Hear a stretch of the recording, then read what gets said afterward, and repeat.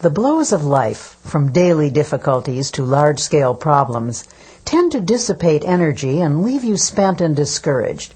In such a condition, your true inner power is often obscured, and it becomes easy to yield to setbacks by feeling hopeless. When you find yourself in such a state, it is important to reappraise your assets. A reasonable self-evaluation will convince you that things are not as hopeless as you think they are. For example, a man of 52 consulted me. He was in despair.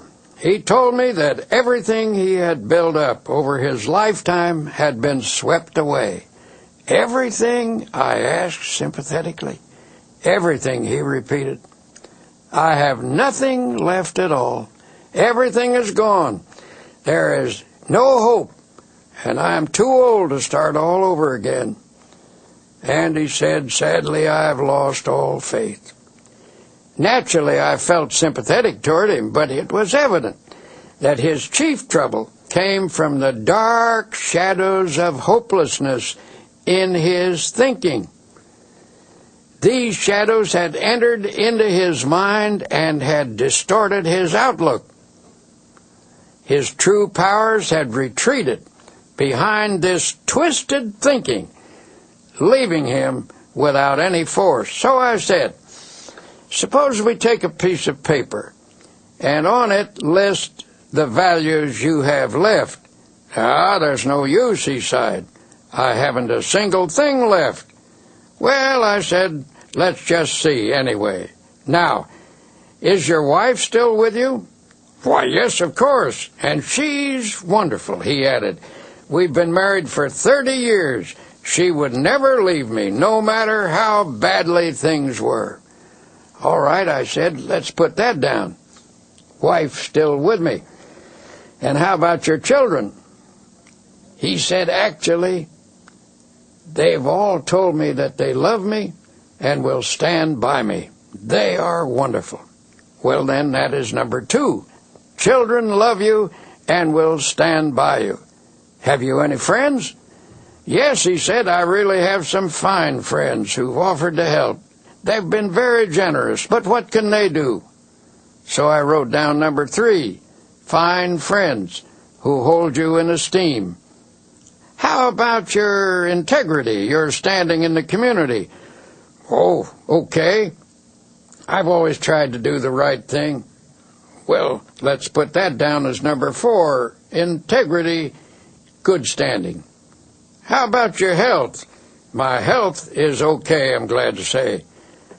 Number 5, then, is good physical health. How about the United States? Do you still think it's the best place to do business and is the land of opportunity? Well, you and me both agree that it's the only country in the world we'd want to live in, he replied. Well, then, that's number 6. You live in the USA, land of opportunity, and you're glad to be here. Then I asked, how about your religious faith? Do you believe in God and that God will help you? Yes, he admitted, I don't think I could have gotten through this at all if I hadn't had some help from God. At this point, I read him the assets we'd listed. Then I shoved it across the table to him. Take a look at that, I said. You've got quite a total of assets there. I thought you told me everything had been swept away. He grinned sheepishly. I guess I never thought of the situation that way. Perhaps things aren't so bad at that, he said pensively. Maybe I can start all over again. If I could just get some confidence, if I could just get the feel of some power inside me. Well, in time, he did get that feeling, and he did start all over again. But he did so only when he changed his viewpoint, his mental attitude. It was faith that swept away his doubts and gave him more than enough power to overcome all of his difficulties. And I must admit, he had plenty at the time. This incident illustrates a profound truth, that attitudes are more important than facts. Anything facing us, however difficult, is not as important as our attitude towards it. The secret to rising above most difficulties is simply to gain a more balanced view, with a slant that is weighted a bit on the positive side.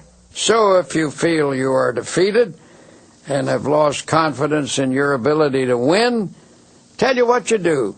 Take a piece of paper and make a list, not of the factors that are against you, but of those that are for you. If anyone thinks constantly of opposing forces, those forces will get built up until they assume a formidable strength, which they actually don't possess.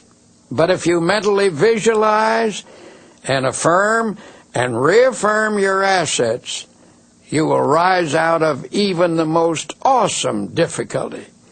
Your inner powers will reassert themselves, and with the help of God, lift you from defeat to victory.